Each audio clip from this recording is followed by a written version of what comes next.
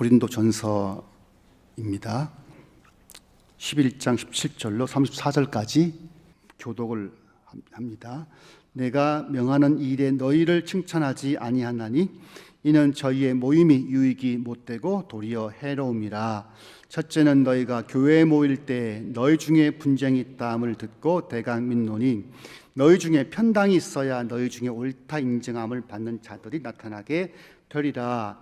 그런즉 너희가 함께 모여서 주의 만찬을 먹을 수 없으니 이는 먹을 때 각각 자기의 만찬을 먼저 갖다 먹으므로 어떤 이는 시장하고 어떤 이는 취함이라. 너희가 먹고 마실 집이 없느냐?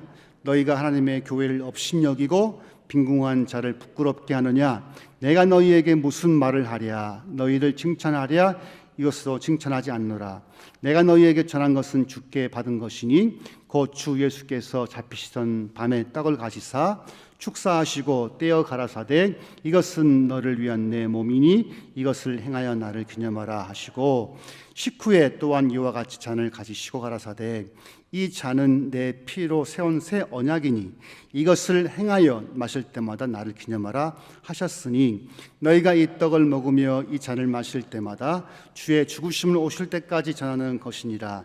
그러므로 누구든지 떡이나 잔을 합당치 않게 먹고 마시는 자는 주의 몸과 피를 범하는 죄가 있느니라.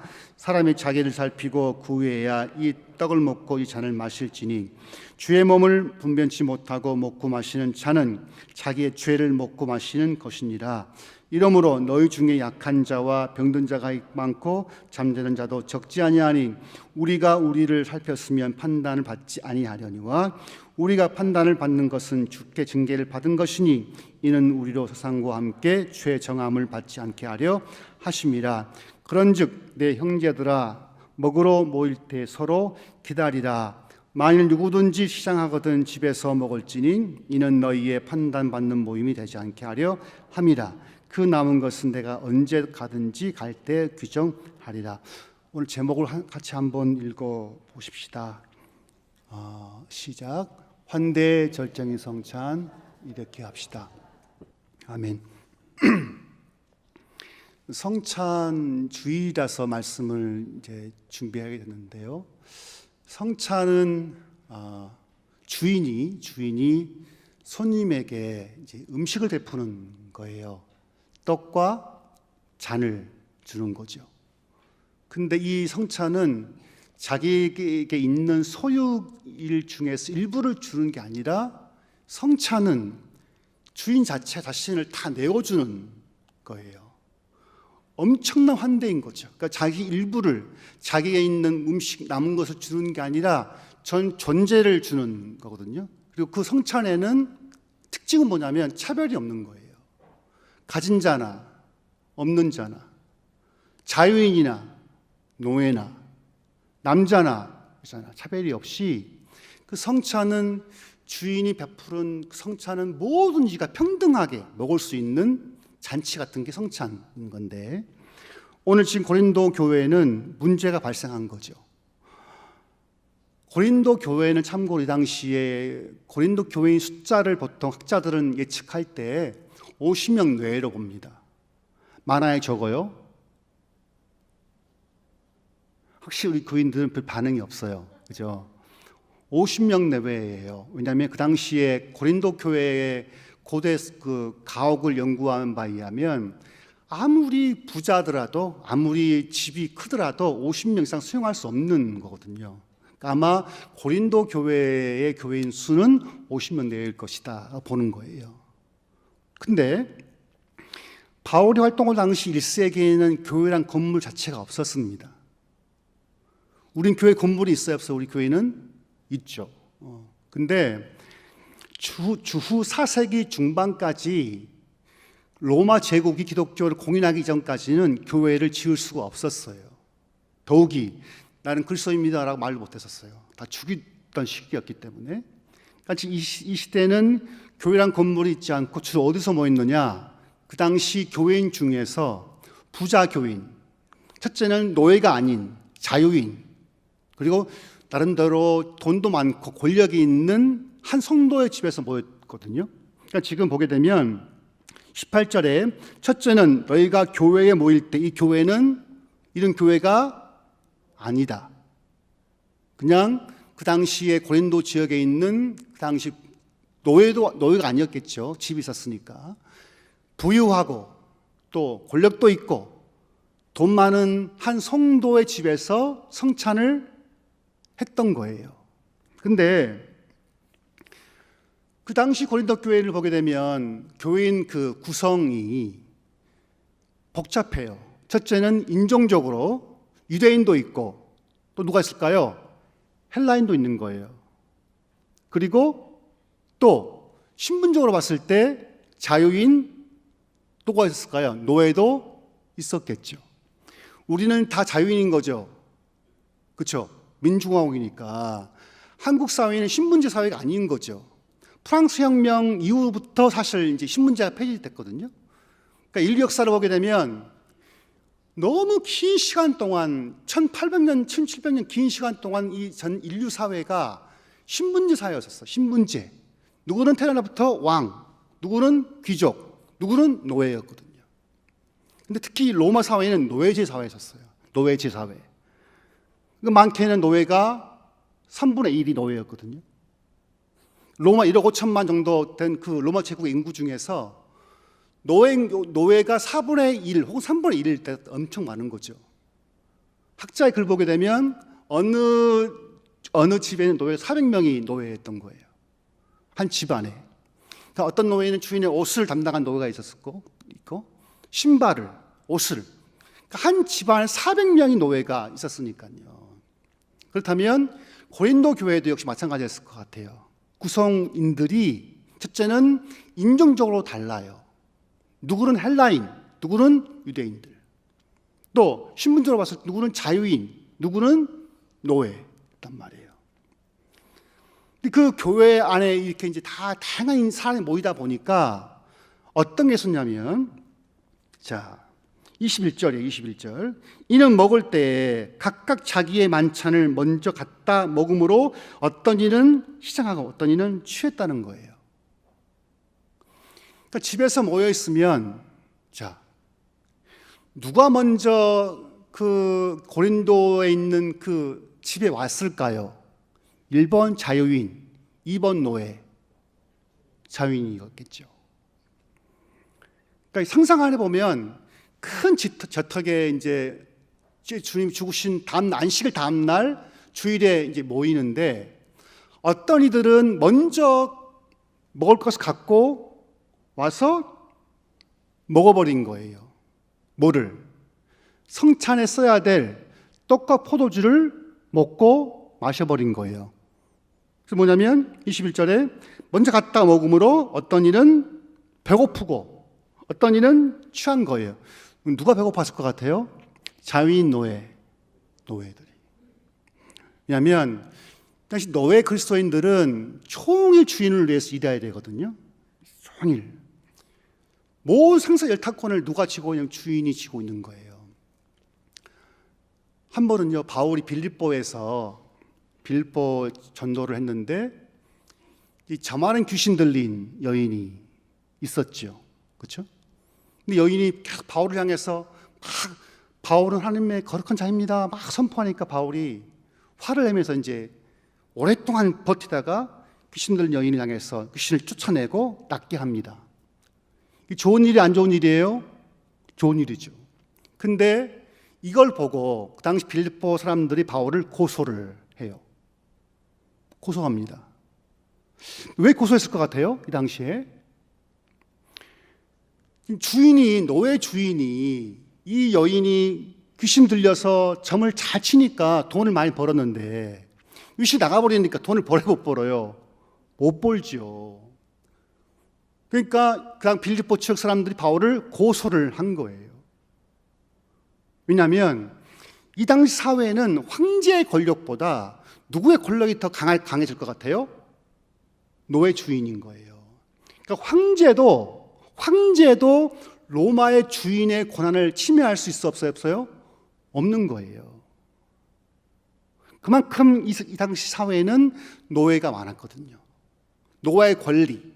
근데 지금 한 교회 안에, 우리는 다 자유인이지만 이 당시는 힘들어 봤을 때 자유인들이 먼저 예수를 만나고 믿고 성찬을 준비할 떡과 포도를 갖고 와서 자기들끼리 먹고 마셔버린 거예요. 근데 노예 교인들은 일하고 와야 되니까 얼마나 피곤하겠어요. 종일토록. 왔는데 먹을 것이 있어 없어요? 없는 거죠. 그래서 시작한 거예요. 바울이 뭐라 하냐면 22절 같이 한번 읽어볼까? 다시 한번 22절 너희가 먹고 마실 집이 없느냐? 이 너희는 누구일 것 같아요? 그렇죠. 돈도 있고 백도 있고 자유한 너희가 먹고 마실 집이 없느냐?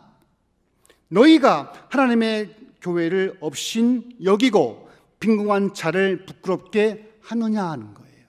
지금 고린도 교회 성찬의 문제는 우리 안에 있는 그런 악한 마음, 과거 풍습의 문제가 아니라 차별이 문제였던 거예요.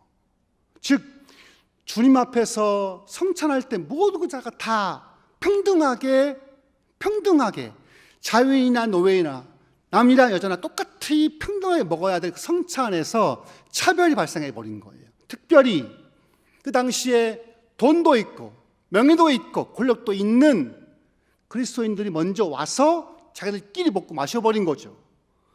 그럼 그들의 마음 속에는 가난한 교인들, 노예 교인들의 배려가 있었던 거예요? 없었던 거예요? 없었던 거예요. 본인이 예수를 만나면, 주를 만나면 마음이 바뀌어야 되는 거죠. 그렇죠. 예수를 믿기 전까지는 자기 권력이, 자기 힘이 나의 큰 자랑거리였지만 예수를 만나면 바뀌는 게 우리 인생인데, 고린도 교회 성도들 가운데 부자 교인들, 권력 있는 교인들, 자유인들은 전혀 그 자기의 동료 그리스도인들에 대한 특별히 가난하고 없는 그리스도인들의 배려가 없었던 거예요. 그러니까 그들 왔는데 너무 배고파 지쳐 왔는데 그래도 가게 되면 떡을 뗄 수 있고 잔을 먹고 마실 수 있겠지 하고 왔는데 와 보니까 자기 교인들은 이미 술 취해서 이렇게 막 벌게 가지고 있는 거죠. 한쪽 교인들은 울고 있는 거예요. 가난만큼 힘든 게 있을까요? 가난만큼? 저희 아버지는 이제 3남 1녀 중에 중간이셨거든요. 제 아버지는. 큰아버지는 아들이 넷이었어요. 큰아버지 아들 넷, 딸 둘. 우리는 딸 아들을 낳았다고요. 그 당시는 사실 남자를 왜 낳냐면 농사를 져야 되니까 저희 아버지 때라도 지게, 아세요 지게? 어르신들 알아, 지게, 끌텅이 뭔지 아십니까? 끌텅이가 뭔지 아시는 분 있어요? 끌텅이. 들어보세요. 하세요. 옛날에 나무를 뗄 데가 없으니까 죽은 나무에 뿌리가 있단 말이에요. 그걸 끌텅이라고 해요. 그걸 뽑아야 떼어요. 그걸 태워요. 그걸 해서 난방을 했거든요. 없을 때는. 그 당시는 나무 하게 되면 벌목이 잡혔기 때문에 못했거든요. 그러니까 그 당시 이제 큰아버지는 아들 넷에다가 딸 둘이었으니까 굉장히 농사진 유익했지만 제 아버지는 딸 낳기 때문에 별 도움이 안 되는 거예요. 작은아버지는 경찰이어서 순천시 경찰이었거든요. 공무원이었거든요. 그러니까 권력이 있었죠. 힘도 있었죠. 제 아버지는 아무것도 없는 거예요. 아무것도. 어릴 때 제가 아버지 따라 이제 농사를 지어보면 따라가요. 남자가 저밖에 없으니까 따라가요. 그러면 꽤 농사를 많이 지었단 말이에요. 밭농사, 논농사를. 근데 다들 그 어릴 때 저희 건 줄 알았단 말이에요. 그게. 근데 알고 보니까 아니었었어요. 장할아버지 것도 있었고 남의 논을 지었던 거예요. 알고 보니까. 제 아버지는 그래서 이제 그 농사를 지은 다음 가을에는 구름마 아시는 분? 구름마 알죠? 제 아버지 구름마를 꾸리셨거든요. 어릴 때. 일천면에서 이제 순천까지 가는 거예요. 장할아버지 아우한테 쌀을 밭으로 하는 거예요. 그 밭을 하는 거예요. 가는데 이제 어머니의 증언에 의하면, 어머니 증언이 정확한지 모르겠지만 증언에 의하면 그 형이 이제 달구지를 끌고 이제 구름마를 끌고 쌀을 싣고 가게 되면 장할아버지가 나와 보지 않는다는 거예요. 왜 그랬을 것 같아요? 무시하는 거죠. 딸만 낳기 때문에. 그리고 엄마는 재혼하는 거였거든요. 그러니까 어머니는 가난에 대한 그게 너무너무 강하셨어요. 가난에 대한 그 서러움. 또 저도 학교 다닐 때 보통 이제 어릴 때 보면 학교에 내는 돈 있잖아요. 공납금인가요? 네, 그렇죠. 늘 못 내요, 저희가. 제 식구들이. 딸 다 2년 터울다 보니까 다 학교를 다 보냈으니까. 뒤에 서 있고, 손도 이렇게 있고, 그런 걸 보냈거든요. 그러니까, 가난한 성도들은 기본적으로 피해의식이 있어요. 너 무시하지 않더라도, 특히 이 시금은 더 그렇죠. 자본주의 사회에 돈이 없으면 얼마나 서럽습니까? 근데 이 당시 고린도 교회 중에서 다수의 교인들은 노예 출신의 교인들이었단 말이에요. 근데 한 교회에서 있지만 왔는데 먹을 게 없고 배고픈 거예요. 말도 못하는 거죠. 그래서 바울이 화를 내죠. 너희가 먹고 마실 집이 없느냐? 또 너희가 하나님의 교회를 업신여기느냐? 근데 하나님의 교회는 누굴 말할 것 같아요? 노예 교인들인 거예요. 그러니까 너희들이 성찬할 혹시 너희 마음 가운데 가난한 교인들을 무시하는 건 있지 않느냐? 그런 마음으로 성찬을 참여하면 결과가 뭐냐면 29절이에요. 만약 너희 마음 속에, 너희 행위 속에서 동일한 교인들을 대해서 차별하고 무시하고 한다면 주의 몸을 분변치 못하고 먹고 마시는 죄가 있다는 거예요. 더 나아가서 그렇기 때문에 너 이러므로 너희 중에 약한 자와 병든 자가 많고 심지어 죽기도 한다는 거예요. 하나 된 교회를, 한 몸인 교회를 대해서 차별하고 홀대하고 무시하는 게 뭐냐면 자기 죄를 먹고 마시는 거란 말이에요. 주의 몸을 범하는 거예요. 왜? 예수의 몸은 하나인데 자꾸 이걸 편당을 나누는 거죠. 여러분, 대한민국은요, 국론이 통일된 적이 한 번도 없었어요. 대한민국 있잖아요. 늘 진보 보수가 49대 51 이렇게 늘 갈리워요. 그러면 국론이 분열되면 우리는 어떻게 해야 되는 거예요? 양자 입장을 서로 듣고 배워야 한다는 거예요. 근데 우리 어떻게 합니까? 적으로 규정하는 거거든요. 또 교회 안에서도 마찬가지예요. 우리 교인 가운데 진보 교인도 있죠. 보수 교인도 있어요, 없어요? 있어요. 다를 수 있어요. 지금까지 한국의 정치 지형은 늘 49대 51이에요. 지난 대선도 0.7%밖에 차이 안 났습니다, 여러분. 근데 왜 우리는 정치적 이슈 때문에 교회가 나눠져야 되는 거죠?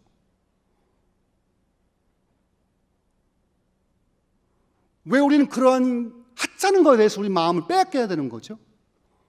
또 이 교회처럼 왜 우리는 가진 자와 가진지 않는 자의 차별을 두는 거죠? 바울은 그런 마음을 가지고 성전할 때 하나된 몸을 파괴시키는 거라는 거예요.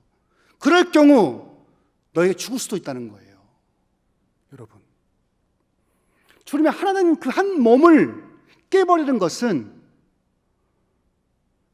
가진 자와 못 가진 자, 경제적 이유 때문에 교회를 깨버리는 것은, 정치적 이슈로 교회를 깨버리는 것은 주의 몸을 범하는 거란 거예요. 왜? 한 몸인데 나눠버리니까. 여기서 죄란 것은요, 여러분 과거에 짓고 온 죄를 말한 것이 아니에요. 욕심내는 거, 분노하는 거, 이런 죄 말고 하나된 주의 몸의 교회를 분열시키는 게 뭐예요? 주의 몸을 범하는 거라는 거예요. 자료 한번 우리 방송실 한번 띄워주시면 좋겠습니다. 성찬이라는 이가 있는데, 자, 4가지가 있어요. 성찬에 대해서 4가지 견해가 있는데, 첫째가 뭐죠?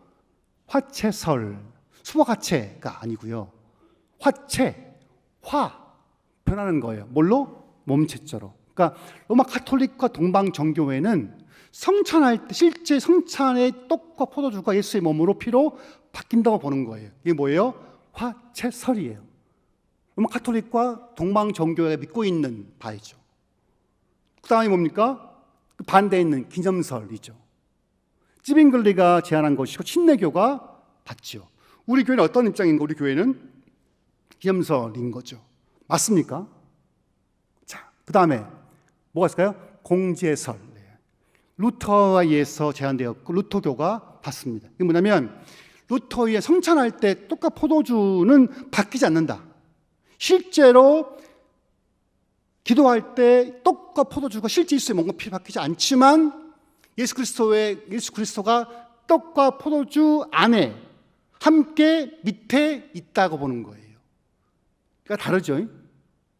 오케이. 그 다음에 뭐죠? 네 번째 영적 임재설이에요. 이건 로마 교황이 아니라 장로교가 받고 있고 감리교, 오순절, 성공회 다양한 교파가 이 기능을 수용하고 있습니다. 오케이, 됐습니다. 여러분, 그러면 지금 성찬할 때 잘못 참여하면 말한 것처럼 약한 자가 생기기도 하고 또 병들기도 하고 죽기도 한다면 성찬이 단순히 기념하는 것이 맞습니까? 아니면 성찬할 때 성령께서 실제 우리 안에 임재하시는 겁니까? 전 개인적으로 이게 맞다고 봐요. 성찬을 잘못 참여하면 죽기도 합니다. 병들기도 합니다. 약하기도 합니다. 따라서 성찬은 단순히 기념하는 것은 아니라 성찬할 주님이 우리 안에 임재하십니다. 지금도 마찬가지예요. 우리 교인들이 우리 마음속에 주님이 하나가 되게 하신 이 그리스도의 몸의 이 공동체를 정치적 이슈로 나눈다거나 돈 있고 없음 따라서 나눈다거나 나이가 있고 나이가 없으면 무시한다거나 이런 마음으로 참여하게 되면 우리 안에 죄가 있을 거예요. 우리 안에 약함이 있을 거예요. 심지어 죽기도 할 거예요. 바울은 경고해요. 33절. 그런즉 형제들아 먹으러 모일 때 서로 기다리라는 거예요. 자위인 그리스도인은 노예 그리스도인들에 대해서 참아주라는 거예요. 그게 무슨 말이에요? 그 사람에 대해서 환대를 해주라는 거예요. 노예이기 때문에 무시하지 말라는 거예요. 나이가 어리다고 해서 무시하지 말라는 거거든요. 전 우리 개혁교회가 있잖아요. 어떤 교회가 되어야 될까 고민을 많이 해요. 우리는 우리끼리가 아니면 배 타는 게 많아요. 특히 한국인들은 이게 있어요. 순혈주의가 있어요. 순혈주의. 즉 우리는 단일 민족이야. 거짓말입니다. 사실. 우리는 수차례 그 1000여 가까이의 침입을 받았어요. 아래에서는 일본, 외에는 중국, 러시아까지. 우리 순수한 민족이 아니에요, 사실. 섞어 있어요. 몽고인의 피도 있고요, 일본인의 피도 있어요. 우리는 그를 일시서 무시하는 거죠. 사실 우리는 다인종의 국가이기도 해요, 사실 인제는. 근데 우리 교회에 보기에는 다 한국인밖에 없죠. 한번 둘러보세요. 누가 있는 외국인들이 없어요. 이렇게 대방동에 여기에 가까운 구로단 수많은 중국인이 수만 살지만 우리 교회는 중국인이 없어요. 왜? 왜 없을까요?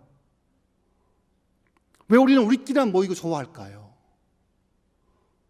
마치 우리끼리만 있는 것처럼. 마치 당시에 자유교인들이 자기들끼리 먹고 마셔버린 것처럼 똑같은 차이가 뭐가 있냐 이 말이에요. 전 우리가 앞으로 나갈 방향을 잡았으면 좋겠어요. 적어도 우리 교인들 또 각각 실존적인 우리 개인들은 나와 다른 사람이 왔을 때 얼마나 그 환대해 주고 있는지를 봤으면 좋겠어요. 피부가 달랐을 때 나와 약간 달란 교인들에 대해서 어떻게 그를 대하고 있는지를 좀 봤으면 좋겠어요. 정말 내가 그들을 환대하고 있는 건지 아니면 배척하고 있는 건지, 혹시 내가 이 당시에 부자 교인들처럼 차별하고 있는 건 아닌지, 나이가 어리다고 해서 무시하고 있는 건 아닌지, 갔으면 좋겠어요. 시켜 성찬을 임할 때 혹시 내 마음에 내가 주님, 혹시 내가 내 성도들을 정치적 이념 따라서 차별하고 무시하지 않았는지, 혹시 내가 남을 대할 때 없어 보이네? 내 마음 무시하고 있는 건 아니었는지 돌이키고 주님 앞에, 주님, 내가 주의 마음처럼, 주님 나를 환대했던 것처럼, 내가 죄인 되었을 때 나를 환대했던 것처럼 나도 주님 주의 마음을 가지고 나와 다르지만 환대할 수 있는 용기를 달라고, 마음 달라고 기도했으면 좋겠습니다. 같이 한 가지 기도를 하면 좋겠습니다. 기도하겠습니다. 혹시 우리가 내 마음속에 나와 다르다고 해서 무시한 적은 없었습니까? 내 옆에 그리스도 교회 한 교인들을, 또 성향이 달라서, 정치적인 입장이 달라서, 가진 거에 있고 달아서 혹시 내가 그들을 홀대한 적이 있었습니까? 주님, 내가 돌이키겠습니다. 그리고 나에게 주의 마음을 가지고, 주의 마음을, 내가 죄인 되었을 때 나를 환대하신 주님의 마음처럼 내가 나와 다른 성도들을, 그리스도인들을, 동료 교인들을 그대로 있는 그대로 환대할 수 있는 마음을 주옵소서. 다 같이 기도하겠습니다. 하나님 아버지,